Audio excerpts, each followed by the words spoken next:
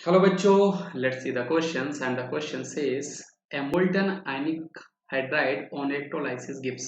मतलब जो molten ionic hydride होती है वो इलेक्ट्रोलिसिस में हमें क्या दिया करती है। ऑप्शंस हमारे पास हैं H plus ion moves towards the cathode, H plus ion moves towards the anode, S2 is liberated at anode and S2 is liberated at cathode. तो सबसे पहले हमें यहाँ पर पता होना चाहिए बेटा कि हमारे आयनिक हाइड्राइड्स क्या हुआ करते हैं। सो एक्चुअल में हमारे आयनिक हाइड्राइड क्या होते हैं, जब हमारे hydrogen combine combine with S block metals और we can say that S block elements. But you have to remember there is a exception, मतलब exception is what? Your beryllium as magnesium.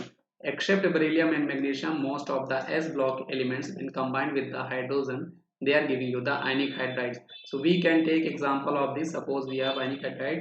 So in the molten state, when it will dissociate, it will give you the M plus and H minus ion. And in the electrolysis, we know that we are having anode and we are having cathode.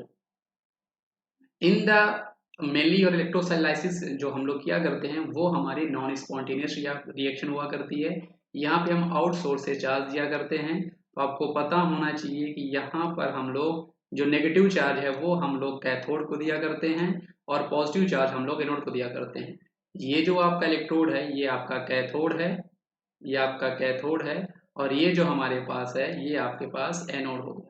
अब हमारे anode में हमारा oxidation हुआ करता है, cathode में हमारा reduction हुआ करता है। अगेन मैं आपको बोल रहा हूँ, ध्यान दीजिए, एनोड में हमारा ऑक्सीडेशन होता है, कैथोड में हमारा रिडक्शन होता है। और एनोड में पॉजिटिव चार्ज होने के कारण ये जो हमारे H प्लस आयन है they will move towards anode और एनोड में यहाँ पर इनका होगा oxidation and they will give you the hydrogen gas and 2 electrons like that. So that's why we can say that कि मोल्टन आयनिक हाइड्राइड का on electrolysis, इनका electrolysis करने पर हमें हाइड्रोजन गैस जो होती है वो लिबरेट होती है एट एनोड पे। तो आपका सही जवाब जो हो जाएगा वो आपका ऑप्शन नंबर तीसरा हो जाएगा। आई होप आपको समझ में आया होगा। थैंक यू बच्चों।